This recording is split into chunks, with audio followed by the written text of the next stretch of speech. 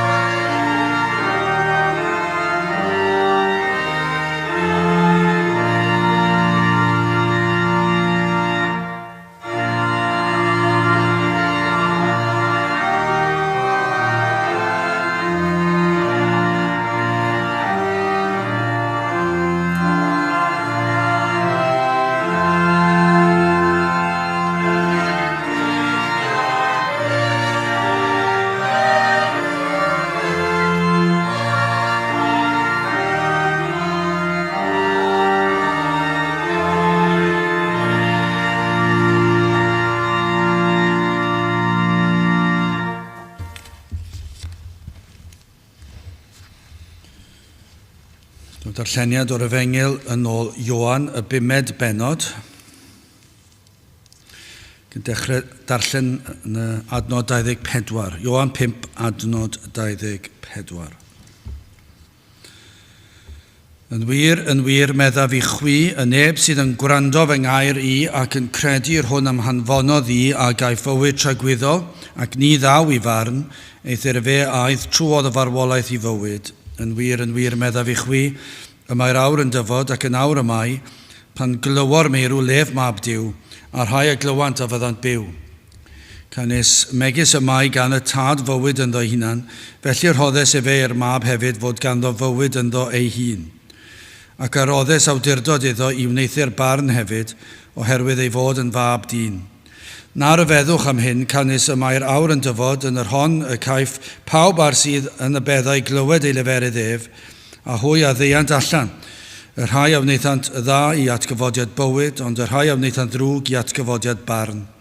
Ni allaf i wneithio'r dim ohono fy hunan, fel yr ydw yn clywed, yr ydw yn barnu am barn, i sydd gyfiawn, canis nid ydw yn ceisio fy wyllus fy hunan, ond y wyllus y tad, yr hwn am hanfonodd i. os ydw i fi yn tystiolaethu amdana fy hunan, nid yw fy nystiolaeth i wir. Bydda bendith Duw ar iair sanctaidd ef. Gadewch ni nawr droi at ein harglwydd mewn gweddi. Diolch yn y unwaith eto Dduw am y fraint o cael dod ger dy fron, yn llawenhau ein bod yn gallu dod o'th flaen fel dy blant, gan yn dod trwy enw a thrwy heiddiannau dy fab yn gwaredwr yr arglwydd Iesu Grist. Ac felly o Dduw i ni yn dod o'r newydd yma gyda'n mawl a'n diolchiadau am y ffordd yr wyt ti wedi gweithio yn ein cylon ni, am y ffaith i ti agor llygaid yn hyneidio, i ddangos i ni ein hangen, ac yna trwy dy ras i'n harwain at y groes i weld yr arglwydd Iesu Grist a'r hyn oll a wnaeth mwyn ennill a phrynu a chawdwriaeth ar ein cyfer ni. Ac felly ni yn diolch i ti am yr efengil sanctaidd, yn diolch am y newyddion da. Diolch bod na ffordd i bechaduriad, bod na obaith ar gyfer yr enaid o Dduw yn y dyddiau tywyll yma, yn y byd sy'n llawn tristwch a thywyllwch, bod na obaith i'w gael. Ond o Dduw i ni yn gweddio, byddi di yn trigarhau wrthym o'r newydd, ac y byddi di yn peri fod goleini'r efengil yn llywyrchu ar hyd a lled o wlad a gwledydd y byd. I ni yn gweddio, Dduw, byddi di nerthu dyweision wrth iddynt gyhoeddi dair, y bydd y gair sydd yn cael ei chyhoeddi yn ffyddlon i ddair di, yn ffyddlon i wyllus di o Dduw, a byddwn ni yn cael gweld o Dduw, y bod na lefydd ar ôl, dal i gyhoeddi, y ffordd y gall enau ddod o dywyllwch i oleuni, ac hynny trwy yr arglwydd Iesu Grist. Felly o Dduw, i ni yn gweddio am ein hoedfa ni yma ac am eraill sydd yn ymuno ac eraill fydd yn ymgynnull yn ystod y dydd, y byddi di yn gweld yn iawn, i ddod lawr i'n plith ni. A byddi di yn gweithio, a byddi di yn peri bod na lawenydd yn yr enaid, a fydd y galon yn llamu oddi fewn, wrth i ni ganu dy glodydd, wrth i ni ganu'r emynau yma, a byddwn ni yn cael ein hatgoffa o wirioneddau yr efengil, ac y byddant yn golygu popeth i ni. Byddwn ni'n gallu tystio mai ti yw pob dim i ni, byddi di yn bopeth o Dduw, byddwn ni yn byw i dogoneddi di a fwynhau di am byth i ni. Felly o Dduw yn gofyn i ti, i'n helpu ni ac i'n tywys ni, man hynny o'r wyt ti am i ni fod. I ni'n gofyn o Dduw y byddi di yn tywys eneidiau sydd yn bell o dy bethau di, i'r adeilad hon nawr i ymuno yn yr oedfa, ond hefyd o Dduw trwy gyfrwng o we, y bydd na rai fydd yn ymuno efallai am y tro cyntaf, ac y bydd na faich ar ei hyneidiau, y bydd na ceisio a chwilio am atebion i cwestiynau bywyd, ac yna trwy dy ras di, y byddi di yn ei harwain nhw i glywed am ffordd a chawdwriaeth. Felly o Dduw i ni yn gweddio, byddi di yn rhoi y ffydd yna i ni ddisgwyl, ac i ddeheu am pethau mwy a pethau gwell. Tyrd, bendithiau ni nawr diogela ni cadw ar un drwg i ffwrdd, i ni'n gofyn hyn oll, trwy enw a ceiddiant ein harglwydd Iesu Grist. Amen.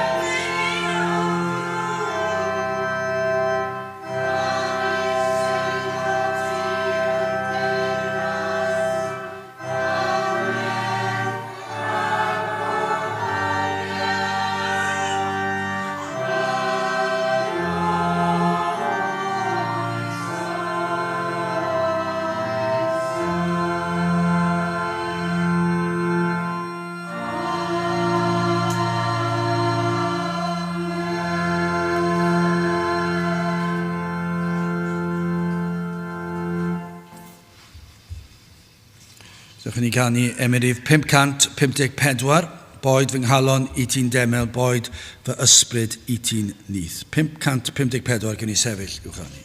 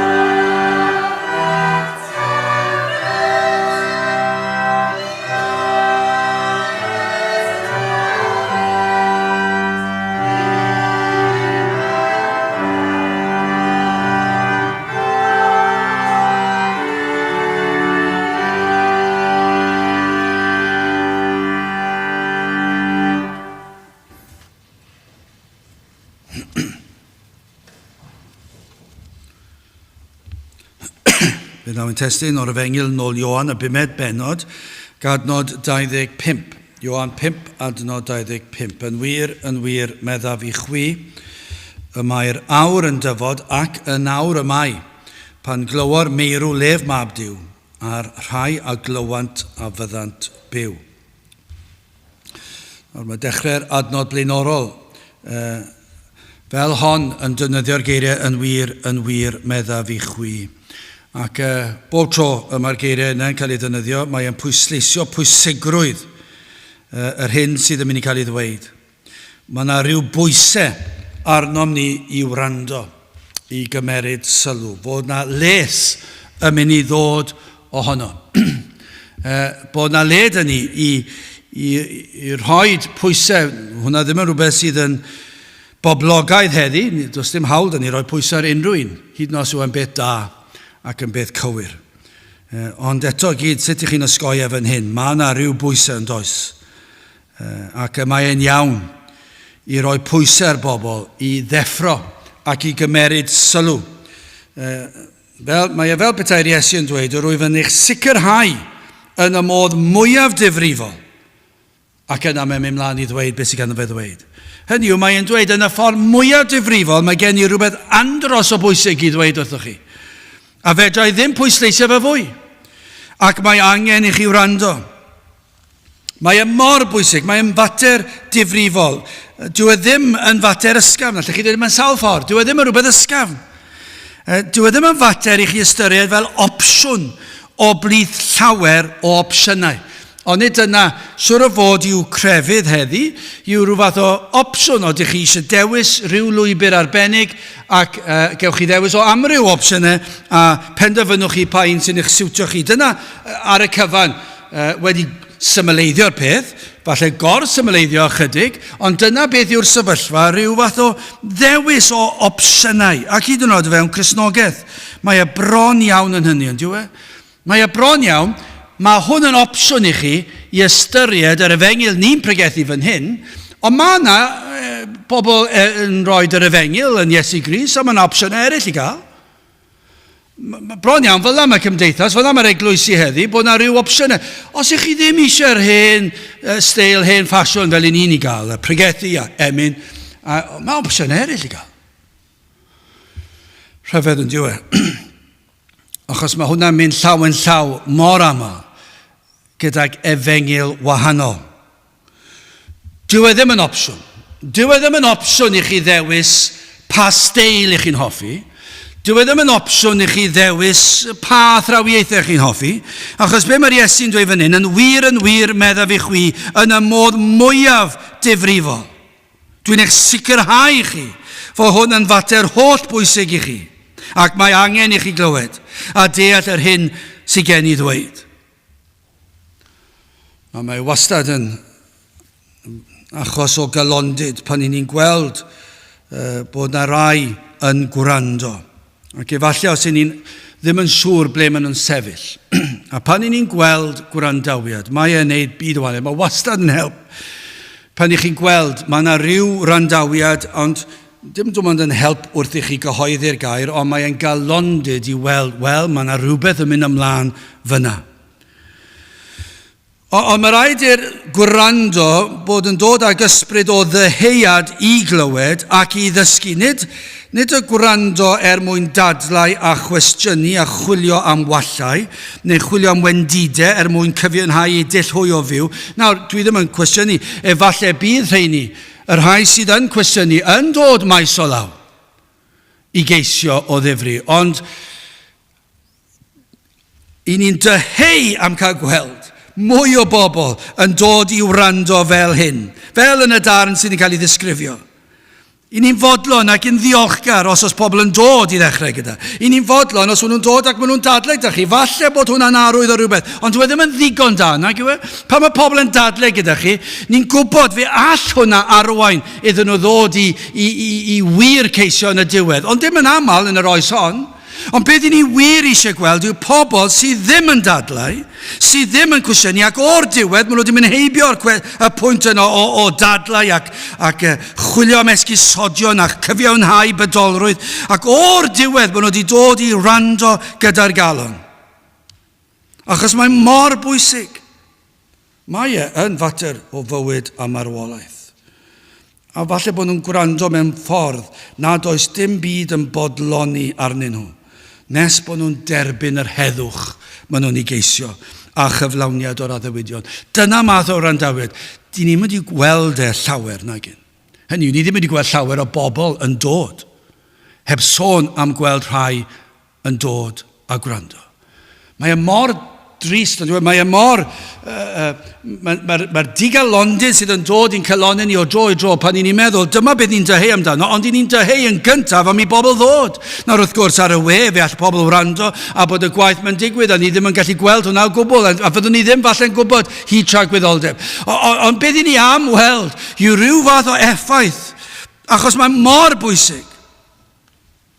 Bod bob un cyfle sydd dynnu, bod ni'n cyhoeddi y neges yma, yn wir meddaf i chi. Mae e mor bwysig, mae'r Iesu yn pwysleisio, mae'r rhaid i chi wrando, ond mae'r rhaid i'r gwrandawiad fod yn rhywbeth dwys ac yn ysbrydol. Wel, yn gyntaf, ni edrych ar y farwolaeth ysbrydol, yn ail llais yr Iesu ac yn olaf yn drydydd bywyd tragwyddol. Wel, y farwolaeth ysbrydol yma. Does dim syndod i'r Iesu ddefnyddio yn wir meddaf i chwi, achos mae e'n delio ag y neidiau sydd yn farw yn ysbrydol, sydd yn gwynebu marwolaeth tragwyddol. Nawr, ga i ofyn cwestiwn i chi.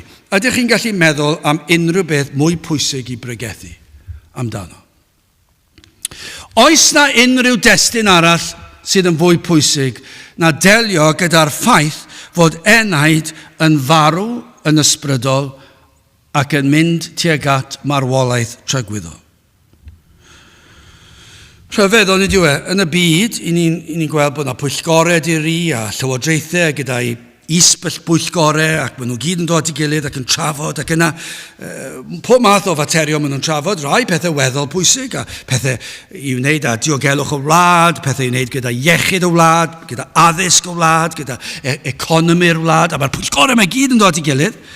Ac yna o dro i dro, mae'r materion yma, materion falle pwysica, yn dod i'r newyddion, ac maen nhw'n cyhoeddi'r penderfyniadau ar y newyddion. Ga i ofyn i chi, ydych chi erioed wedi clywed am unrhyw bwyllgor yn y llywodraeth neu ar unrhyw beth sydd wedi cael ei rhoi ar y newyddion, ar y teledu, ar y newyddion 6, ar y newyddion 9, ar y newyddion 10, sydd yn trafod y ffaith bod eneidiau yn farw yn ysbrydol ac fod hyn yn arwain at farwolaeth tragwyddol. Dwi ddim wedi clywed na erioed. Ond chymod beth sy'n fwy a trist, dwi ddim yn siŵr faint o gapeli sydd hyd yn oed bellach yn trafod y mater hon.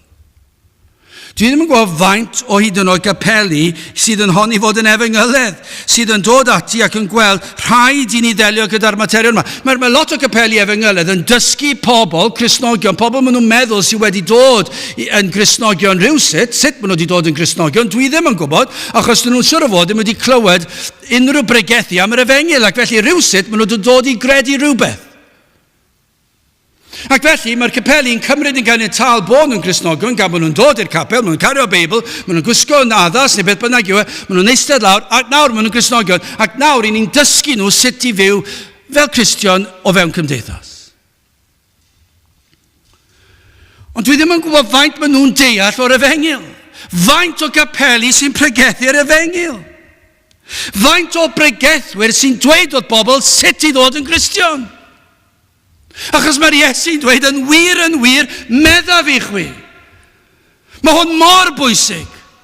Allai ddim cyfri sawl cyfle dwi wedi weld sydd wedi cael ei golli lle nad yw'r efengyl yn cael ei chyhoeddi. Mae e'n dod fel pwtbach o frawddeg rhywle ac os oeddech chi'n cysgu ar yr eiliad na, chi wedi golli fe. A chi bron iawn yn teimlo, wel, doedd ddim lot o bwrpas i neb i ddod i wrando yn y lle cyntaf. Mae'r materion yma mor ddifrifol, achos mae e'n fater bod pobl yn farw yn ysbrydol, ond maen nhw o fewn un anadl i gamu dragwyddoldeb, ac fe fydden nhw'n colledigaeth am weddill amser, a nid amser yw'r gair, am weddill tragwyddoldeb. Dyw'r amser ddim yn dod i ben. Na, mae hwnna mor bwysig. Dim syndod bod yr Iesu'n dweud yn wir. Dyma ddatgan gair Duw yn gwbl eglur. Does dim ffoi o'r athrawiaeth yma. Dydyn ni ddim yn gofyn i chi sydd yn gwrando heddi, a ydych chi'n hoffi'r athrawiaeth, dydyn ni ddim yn gofyn yna. I ddweud y gwir, dwi ddim fawr o bwys os ych chi'n hoffi fe a'i ffeidio. Achos dyw hwnna ddim yn mynd i newid dim. Hoffi a'i ffeidio. Dyma y mae gair Duw yn ei ddatgan. A dyma'r broblem, yna gymaint yn ysgoi'r pynciau yma gan ddim yn ei hoffi ac felly dydyn nhw ddim yn ei credu nhw. Ond mae gair Duw yn gwbl glir yn dweud beth yw e. Ac yna maen nhw'n dod i fyny ac athrawieithau maent yn ei hoffi. Ond mor bwysig yw hyn, canlyniad pechod yn ein bywydau ni yw marwolaeth o bob math. Dyma beth sydd rhaid i ni ddeall. Nes i'w rando rhyw fath o oedfa grefyddol ar y radio. Dwi ddim wedi clywed unrhyw beth mor erchyll ers amser hir. Does dim efengyl gan bobl crefyddol. Dim o gwbl. Does dim sôn am bechod. Does dim sôn am farwolaeth Crist. Does dim sôn am ei waed. Does dim sôn am dragwyddoldeb. Does dim sôn am atebolrwydd. Roedd yn erchyll. Ac yn dyfynnu rhyw emynau ac yn i'n meddwl am beth i chi'n sôn. Mae chi wedi cael y cyfle yma ac i chi wedi droi a lawr, i chi wedi wrthod e. Ac mor bwysig yw, mae'r Iesu'n dweud yn gwbl glir, mor bwysig yw hyn. Canlyniad pechod yw bod ni'n farw ar bob lefel. Oherwydd pechod fe ddaeth marwolaeth corfforol i'r byd. Ac fel i ni'n gwybod, mor erchyll yw marwolaeth corfforol. Pan mae'r corff yn marw, mae'n ofnadw, yn diwe. Pan ych chi'n gweld rhyw anifal fach ar ochr y lôn wedi marw, mae'n erchyll, yn diwe.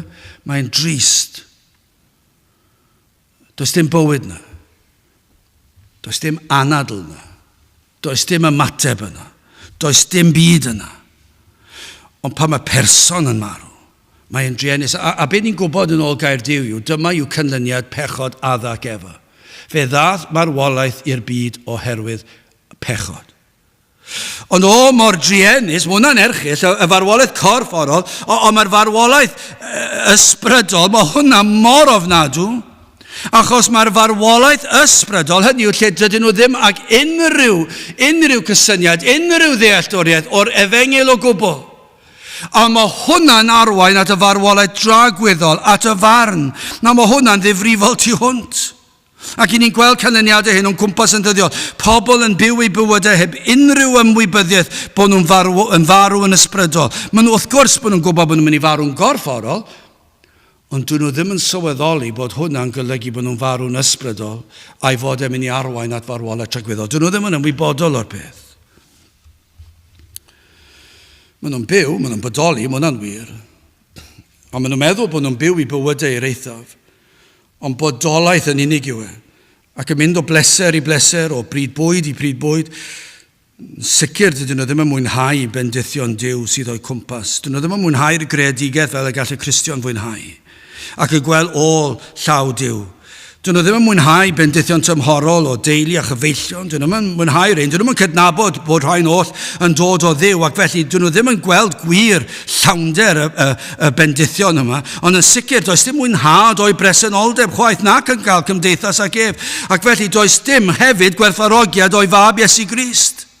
Dychmygwch hwnna, byw bywyd lle chi'n mynd o un pleser i'r llall, ac o un pryd bwyd i'r llall, ac o un gwyliau i'r llall, ac does dim ymwybyddiaeth o'r rhyfeddod creadigaeth a gweld llaw Duw, does dim gweld y bendithion i ni'n cael o ddydd i ddydd o law Duw, does dim gweld bod Duw wedi anfon ei fab Iesu Grist, dyn nhw'n mynd i gweld dim hwnna, does dim mwynhau presenoldeb Duw, dim byd o'r fath, maen nhw dim ond yn mynd o bleser i bleser, bodoli yw e.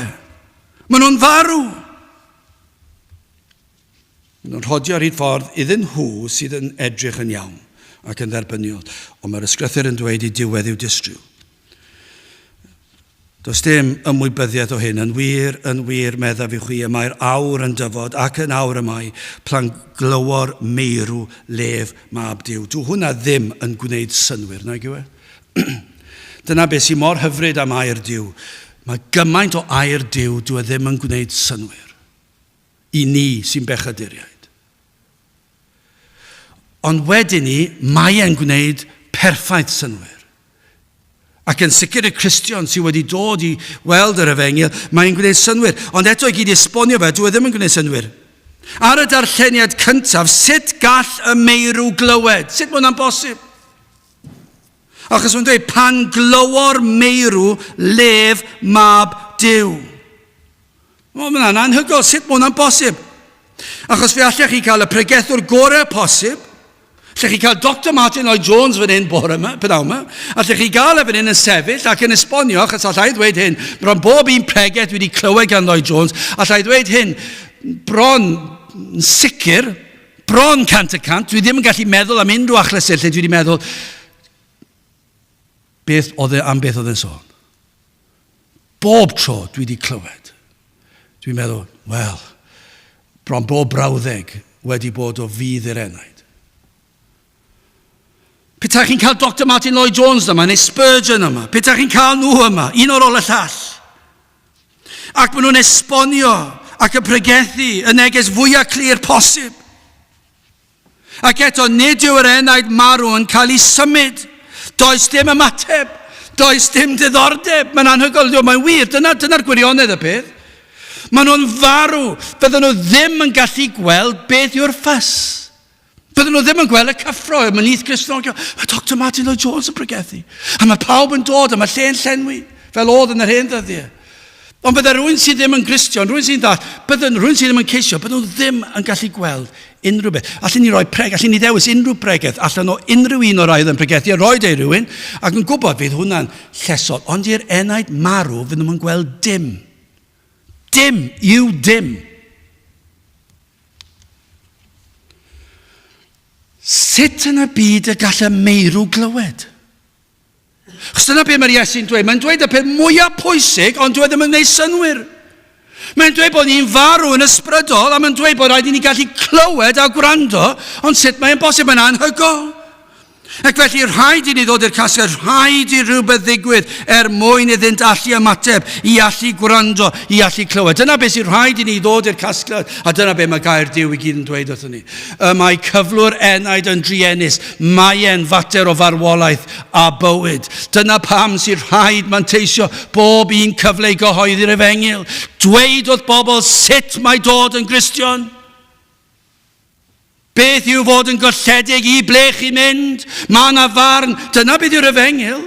A mae'r rhaid gofyn, ydych chi wedi deall, ond dyma'r broblem, mae'r rhai sy'n gwrando, dyn nhw'n gallu clywed achos maen nhw'n farw.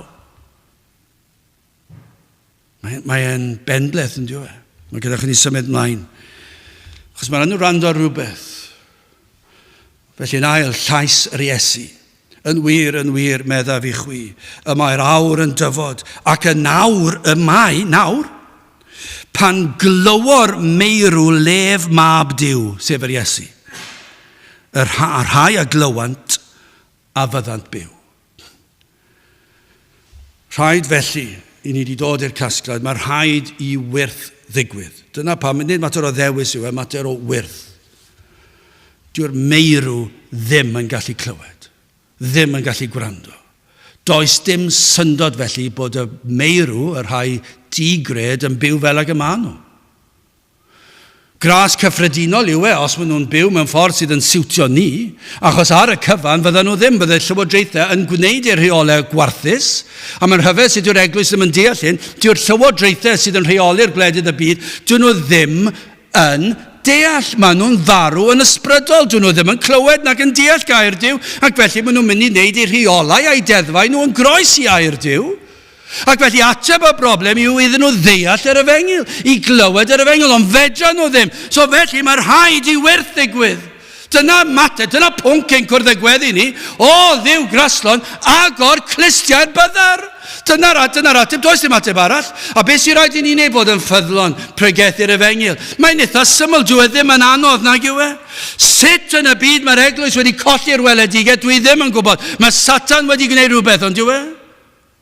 Mae'r ateb yna, cyhoeddi'r Efengyl, cyhoeddi ffordd a chawdwriaeth, ac yna rhaid i Dduw i ychwanegu'r fendydd. Rhaid i wyrth ddigwydd. Dyna yw iachawdwriaeth, dyna yw Cristnogaeth. Nid crefydd lle chi'n dewis i ddilyn yw Cristnogaeth. Achos dyma beth sydd yn digwydd. Dyna beth fi wedi weld ta beth yn yr oes yma. Ni wedi gweld rhai yn dod, a falle ar ôl oedd yn dod i ddiolch yn dweud, a dwi wedi clywed ambell un, dim yn aml, ond dwi wedi clywed falle cwpl o weithiau, 2 waith falle, dim llawer, so dwi ddim yn honni rhywbeth mawr.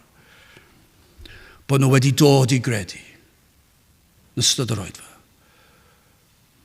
Ond yn wythnos edo, oes wedi gweld beth to. Nhw'n dod i'r capel to. Chi'n gweld nhw ar y stryd rhywle. Be sydd wedi digwydd e? Ond nhw wedi penderfynu ar ôl rhyw oedfa dilyn yr Iesu.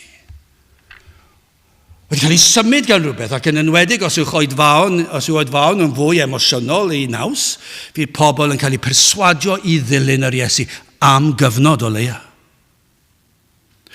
Ond nid gwirth yw dewis dilyn yr Iesu. Nid gwirth yw penderfynu gwneud proffes. Nid gwirth yw dweud y weddi dwi'n credu yn yr Iesu. Nid gwirth yw hwnna, mae hwnna'n mater o ddewis. A bydd fydd pobl yn dewis Crist, a fydden nhw'n dewis Crist am gyfnod tan bod nhw wedi cael llon bol. Tan i'r pregethwr upsetio nhw o leia.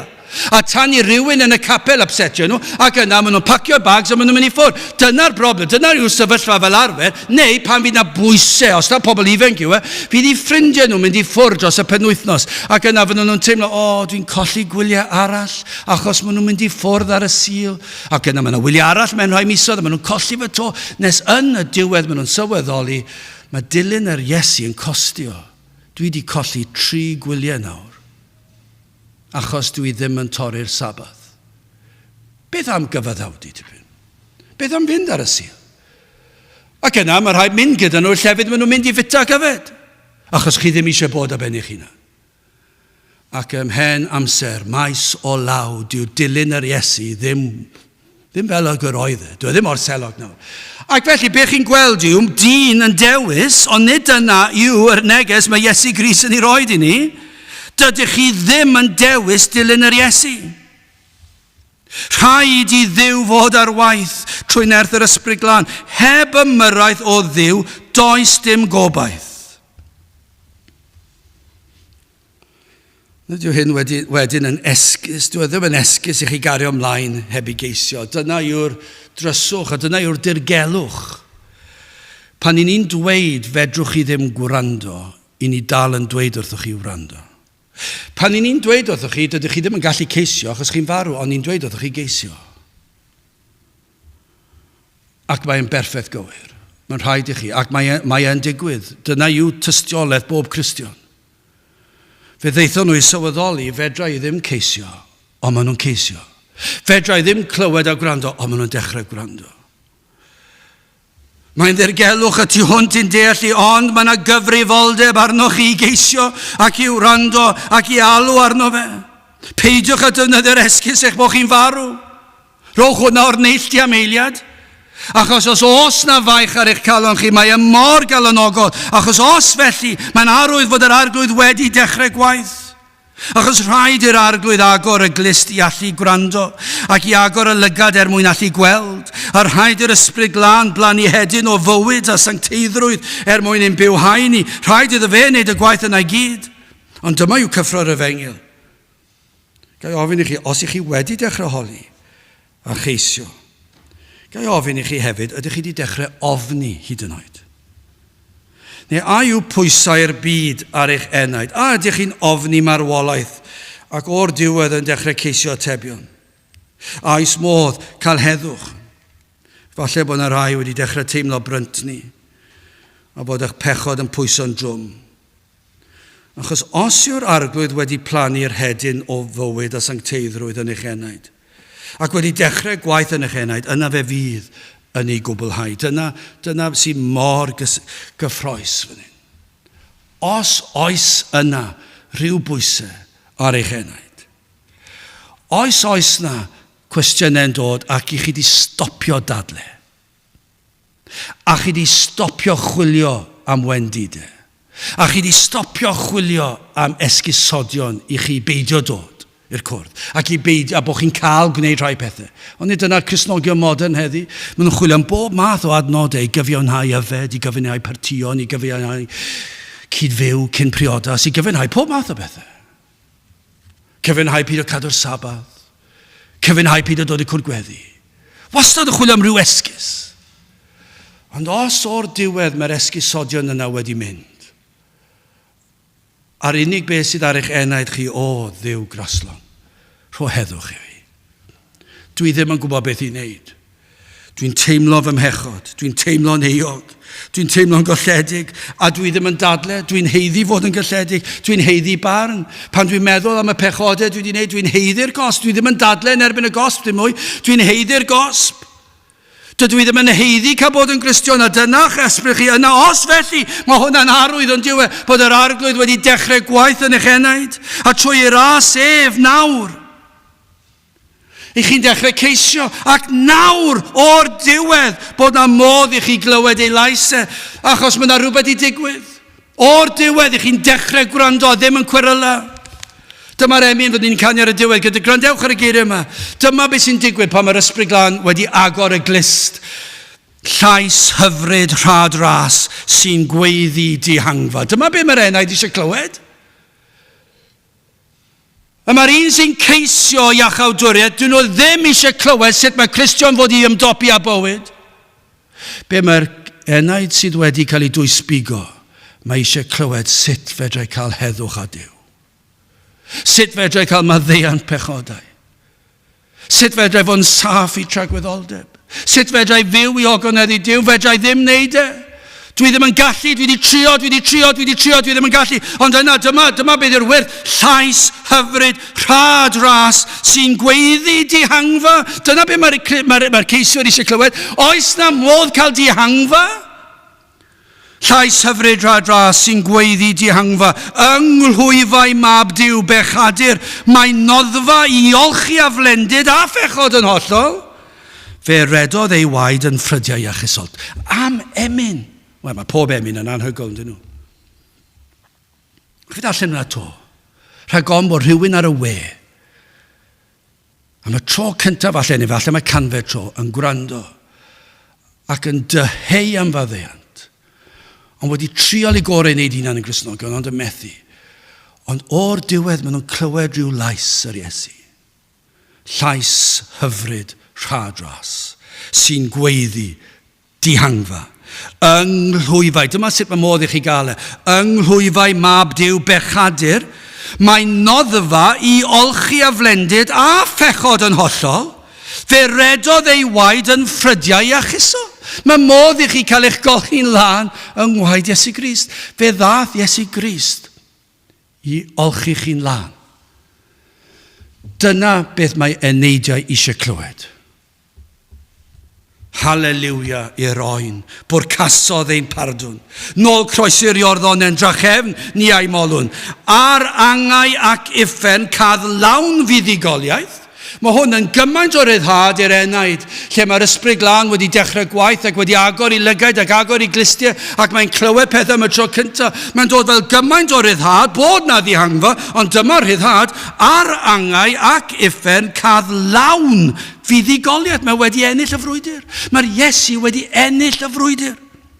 Ysbeiliodd holl allu'r tywyllwch ar unwaith. Mae wedi gwneud yn syth bin. Mae wedi llwyr dinistrio yr un tywyll. Holl filwyr y groes cant ynddo dangnefedd, fe harwain hwy'n sicr i berffaith o'r foledd. Dyna'r addewidion i ni.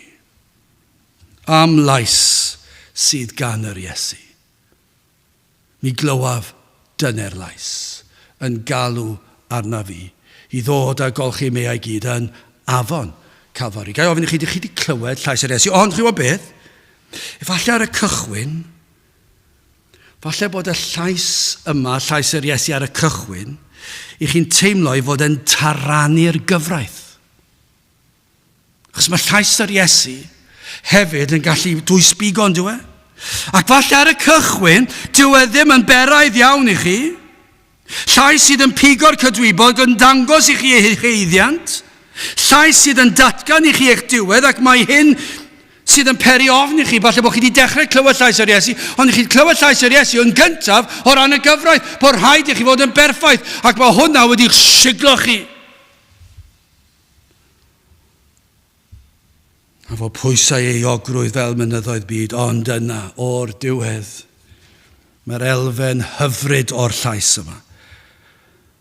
Llais hyfryd rhad ras sy'n gweiddi dihangfa. Am lais, llais Crist, llais yr efengil, Dyna ddaeth Iesu Grist I ddatgan. Yn wir, meddaf I chwi, mae'n dweud, mae hwn mor bwysig. Fe yw'r efengil, Iesu Grist yw'r efengil. Llais o gariad yw e, llais o heddwch yw e, llais o ras yw e, chi ddim yn heiddi fe, llais o obaith yw e. Llais sydd yn dweud iddo ddod I achub rhai fel chi. Dyma chi llais. Mae llais yr efengil anghygol yn dweud. Mae e'n lais sydd yn dweud I Iesu Grist ddod I olchi bryntni rhai fel chi. I ddelio a balchder rhai fel chi. I ddelio ar hagrydd rhai fel chi a fi. Fe ddath I faddau ein pechodau ni gyd. Fe ddath I agor ffordd I ni gael cymdeithas a Duw. Dyna yw llais yr efengil. Mae wedi peri fo modd I ni fyw i'r pwrpas y creod ni. Ac y gallwn fwynhau I bresenoldeb. Ydych chi erioed wedi clywed llais yr Iesu? Dyna'r cwestiwn. Ydych chi wedi clywed? Achos dyma yw'r rhyddhad. Mae e'n gymaint o rhyddhad. Os nad yw'r pennill yma'n golygu dim byd I chi, dwi ddim yn gwybod os ych chi erioed wedi dod yn Gristion. Mae hwnna'n ddweud mawr yn dwi ddim yn credu fod yn ddweud mawr. Dwi ddim yn gwybod sut gall unrhyw un ddadle gyda hwnna.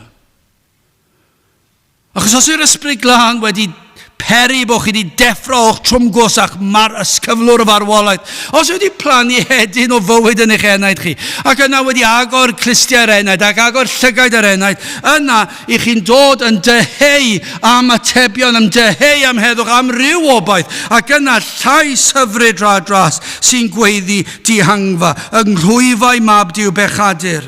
Mae'n noddfa I olchi a flendid a phechod yn hollol. Fe redodd ei waed yn ffrydiau iachusol. Gai ofyn I chi, ydych chi wedi clywed e? Ac ydych chi wedi gwrando? Os chi wedi clywed y llais, y cwestiwn nesaf, chi ddim yn gallu aros hwnna. Chi ddim yn gallu aros ar dim ond clywed y llais.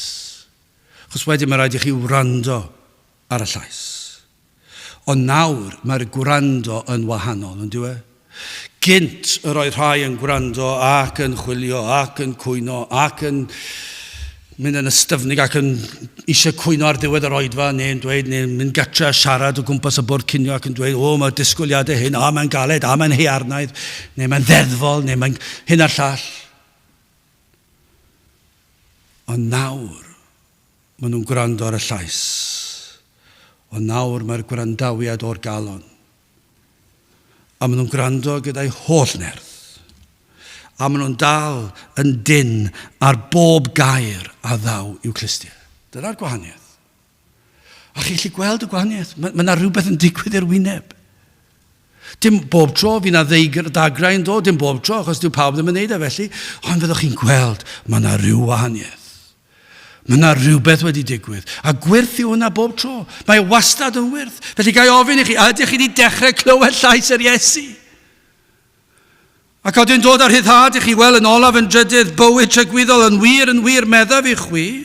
Mae'r awr yn dyfod ac yn awr yma, sef heddi, a pryd gafodd ei ddweud, pan glywor meirw lef mab Duw, a rhai a glywant, gwrandewch ar yr addewid yma, a fyddant byw. Dyna'r addewid. Felly pan ych chi'n clywed fel hyn, nid y clywed arwynebol, chwilio am ddadl, chwilio am esgusodion, ond y clywed o'r galon, a'r gwrando, a'r ymateb.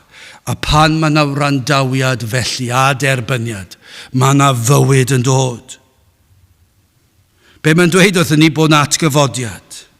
Ond sylwch, mae darnau sydd yn dod yn sôn am yr atgyfodiad ar ddiwedd amser, ond dim dyna be mae'r adnod yma'n sôn amdano. Mae'r adnod yma'n sôn am yr atgyfodiad i'r enaid. Fe fydd atgyfodiad ar y diwedd, i'r corff, sydd yn arwain I dragwyddoldeb, ond yma mae'n sôn am yr enaid sydd yn farw. Ond yna fe fydd yn cael ei atgyfodi'n ysbrydol, fe ddaw yn fyw. Dyna'r efengil. Mae'r eneidiau yn farw, ond mae'r atgyfodiad yn digwydd i'r enaid. Maen nhw'n dod o fod yn farw, o fod yn grefyddol, o fod yn gapelwyr, o fod yn Gristnogion Cymreig, neu beth bynnag yw'r term ni eisiau defnyddio, ac maen nhw'n dod o gwneud pethau mwyn ennill ffafr gyda Duw. Maen nhw'n dod o cyflwr y farwolaeth I fywyd, Maen nhw'n pwyso'n llwyr ar Grist, ac nawr maen nhw'r enaid wedi atgyfodi trwy ras Duw, trwy nerth Duw. A mae'n dweud, mae'n digwydd nawr. Hynny yw, be mae'n dweud wrthyn ni yw hyn? Pan oedd Iesu'n dweud y geir yma, yr oedd rhai yn gallu profi atgyfodiad ar enaid, dim y corff, yr enaid yn y fan a'r lle. Ac felly mae'n golygu heddi, fe all hyn ddigwydd i enaid nawr yma yn y capel yng Nghapel y Rhath. Neu, fe all olygu, fe all atgyfodiad yr enaid digwydd i ryw enaid sydd yn gwrando ar y we yn ei stafell wely, yn ei stafell fyw, yn y gegin, ar y tren, ar y bws, ble bynnag maen nhw'n gwrando, fe all atgyfodiad yr enaid digwydd yn y fan a'r lle nawr, heddi. Lle roeddech chi'n farw, ond nawr trwy ras mae yn eich bywhau chi ac yn nawr yr ydych chi'n fyw. Mae yna wyrth yn digwydd. Pan bod enaid yn dechrau gwrando ac ildio a phlygu i'r hyn a glywo. O, dyna math o randawiad ni eisiau gweld. Ni ddim yn gweld lot ohono fe yn yr oes hon. Ni yn ei weld e, does dim cwestiwn am hynny. Ond dydyn ni ddim yn ei weld e llawer. Ond pan bod yr enaid yn dechrau gwrando ac yn clywed llais Crist, ac yn dechrau ildio a phlygu i'r hyn mae'n ei glywed gan Grist ac am Grist. Mae'n clywed i'r Iesu fyw yn ei le a chadw'r gyfraith iddo. Am ryddhad. Mae rai chi pregethu'r gyfraith, mae rai chi sôn am safon Duw o berffeithrwydd, ond yna mae'r ceisiwr yn meddwl fedrai ddim fod yn ddigon da, ond yna mae'n clywed, dyna pam dath Iesu Grist i gadw'r gyfraith yn fy lle. Fedrwn ni ddim cadw'r gyfraith. Allwn ni ddim dod yn agos i cadw'r gyfraith. I ni ddim yn gallu bod yn ddigon da. Ond mae'r Iesu wedi byw y bywyd perffaith i ni. Fe gadwodd e'r gyfraith i mi. Dyma yw clywed llais yr Iesu. Fe gadwais i'r gyfraith i ti. Be nes i fe yn dy ledi. Ac yna mae'r ceisiwr yn ildio i hyn. Mae'n stopio trio gwella. Mae'n ildio'r awenau. Mae'n cydnabod na all gadw'r gyfraith. Ond yn derbyn Iesu Grist gadw'r gyfraith yn ei le. O, mae hwnna'n eiliad o ryddhad. Pan chi'n sylweddoli, fedrai ddim gwella fy hun o'n ddigon da. O, mae Iesu Grist wedi cadw'r gyfraith i fi. Sym rhaid i fi, fedrai ddim. O, mae wedi wneud ei fi, a dwi ddim yn heiddi fe. Dwi wedi rhegi, dwi wedi rhyfygu, dwi wedi byw yn anfoesol, dwi wedi anwybyddu i berson ar y fengil, dwi wedi troi cefn ar y fengil. Ie, i rai fel chi. Fe gadwodd e'r gyfraith yn eich lle. Ac mae'r ceisiwr yma o'r diwedd yn clywed llais yr Iesu. Ac nawr mae'n clywed ac yn gweld Iesu Grist farw ar ei groes yn ei le. A mae'r enaid yma yn gwrando ar y neges yma ac mae'n dweud beth? Cosbwyd Iesu Grist am fy mhechodau i? Ac o'r diwedd mae'n ildio i'r peth, mae'r rhyddhad, mae'n dod drosto fel ton. A mae'n dweud beth, i'r Iesu gael ei gosbi am fy lle fi, mae'r tad wedi rhoi fy holl bechodau fi arno fe, a mae wedi dioddef holl erchylltra o ddigofaint y tad. Gyda mae'n clywed fy mod iddo fe cael ei olchi'n lan yng ngwaed Iesu Grist a lifodd ar y groes. Dyna chi ddarlun. Bod trwy'r gwaed a gafodd ei dywall ar y groes, a'r ffynon a agorwyd, dyna chi ddarlun bod modd i'r pechadur cael ei olchi yn lan. Achos wrth i'r Iesu farw, fe gymerodd e'n cosb ni, ac felly mae modd ein glanhau ni'n byr yn ei waedef. Ac mae'r ceisiwr yn ildio hyn, mae'n dod i'r pwynt, mae'n dod at droed y groes a mae'n dweud, dyma yw'r ateb. Dyma be fi wedi bod yn chwilio amdano, bod yr Iesu wedi gwneud y cyfan am a ddiwydion yn wir, adnod 24, yn wir meddaf i chwi, y neb sydd yn gwrando fy ngair i, ac yn credu'r hwn am hanfonodd i, a gaiff fywyd tragwyddol. A sylwch hwn, ac ni ddaw i farn. Either y fe a aeth trwodd o farwolaeth i fywyd. Pam bod eisiau cyfieithiadau modern? Allai ddim gwneud hwnna'n symlach. Mae yna fywyd tragwyddol. Ni ddaw i farn. Gai ofyn os na un yn gwrando sydd wedi dechrau clywed llais yr Iesu. Wedi dechrau clywed yr efengyl a'i ddeall. Ac o'r diwedd I chi'n edi farhau ac yn dod yn waglaw. Eich bod wedi creu'r hyn a ddywed ei fod, credu'r hyn a ddywed yr Iesu fod yn wir I chi yn bersonol. Chi wedi dod I sylwi, trwy ras mae yna rhywbeth wedi digwydd wrth I chi ddod at droed y groes. Eto fedrwn ni ddim esbonio sut mae hwn yn digwydd. Ond wrth ddod yn bryderus, yn ofnus, yn waglaw, yn eog, yn llwythog, yn flinderog, wrth ddod at droed y groes ac wrth edrych ar Grist, a mae'r arglwydd yn rhoi trodd I chi o ffydd. Ac chi'n sylweddoli fe nath Cris hwn I fi. Ac o'r diwedd chi'n gallu ymddiried ei fod wedi'ch madde chi. Iddo haddo derbyn pob un a ddaw ato a pheidio I gwrthod a chi wedi gweld bod wedi digwydd. A fod e'n digwydd yn syth I chi. Eich bod wedi'ch symud o farwolaeth I fywyd. Ond mae'ch enaid yn dod yn fyw. Mae'r enaid wedi atgyfodi o'r meirw. Trwy ras Duw. Dyna beth sy'n digwydd. A be fyddwch chi'n sylwi, mae'r rhain yn dyfal barhau. Mae'r rhain yn newid. Mae'r rhain yn dyheu am fyw I ogoneddu Duw a'i fwynhau yn byth. Yn wir meddaf chi, y mae'r awr yn dyfod ac yn awr yma pan glywo'r meirw lef mab Duw, a'r rhai a glywant a fyddant byw. Sylwch am drysor yw'r geiriau yma ac yn awr yma, mae yna obeth heddi. Gallwch fwynhau hyn nawr. Wrth rando, wrth gredu, wrth bwyso arno, byw fyddwch chi nawr ac hynny hyd tra gwyddоldeb. Cewch fwynhau holl fendithion yr efengyl nawr a mwynhau y sicrwydd na chollwch chi fendithion yma byth eto. Cewch chi fwynhau hwnna nawr, mae'n dechrau nawr o'r eiliad chi'n dod at droed y groes. Eiddo chi yw'r bendithion yma hyd tra gwyddоldeb. Mae'r emyn yn mynd ymlaen. Dyma be fydd yn wir o'r rhain. Nôl tirio yn iach i'r tawel anheddau, ni aseiniwn ei glod ar eiraid delynau. Pan fyddwn ni yn y nefoedd. Pan fyddwn ni'n cyrraedd yna. Fe fyddwn ni'n seinio ei glod ar eiraid delynau. Trwy'r nefol ardaloedd, ni ai molwn byth bythol, wrth rodio ar lenydd yr afon dragwyddol.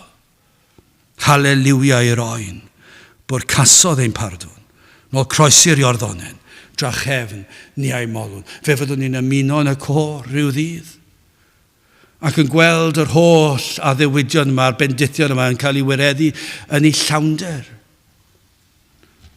Ond dyma beth yw rhyfeddod yr adnod yma, yw cawn ni fwynhau nhw nawr, ac yn awr ymai. Y mae'r awr yn dyfod ac yn awr ymai, plan glywo'r meirw lef mab Duw. Dyna'n gweddi ni, y bydd na'r rhai sydd yn farw yn ysbrydol o'r diwedd trwy ras yn dod I glywed yr efengyl a'i werthfarogi, a'i ddeall, a'i fynwesu, a dod at Grist. A bydden nhw'n ffeindio hyn, a hwy, a fyddant byw. Gadewch I ni weddio. O Dduw, graslon I ni yn diolch I ti am yr efengyl sanctaidd, yn diolch I ti am ffordd iachawdwriaeth, yn diolch am yr atgyfodiad yma, atgyfodiad yr enaid, ac yn gweddio y bydd yr ysbryd ar waith, hyd yn oed heddi, y cawn weld rhai yn dod o farwolaeth I fywyd, o dywyllwch I oleuni, ter gweithiau ein plith, ni'n gofyn hyn oll trwy enw a ceiddiant, ein harglwydd Iesu Grist. Amen. Wel, I orffen ein gwasanaeth gen I ganu'r emyn honno, rhif 47, llais hyfryd rha dras sy'n gweiddi dihangfa, yng nghlwyfau mab Duw bechadur, mae noddfa iolchi a flendyd a phechod yn hollol, fe redodd ei waed yn ffrydiau iachusol. 47 gen I sefyll i'w chanu.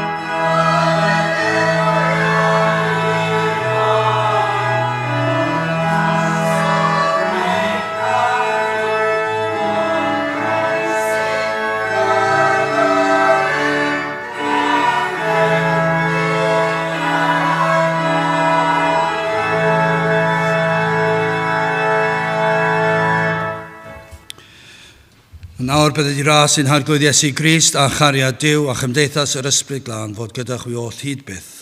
Amen.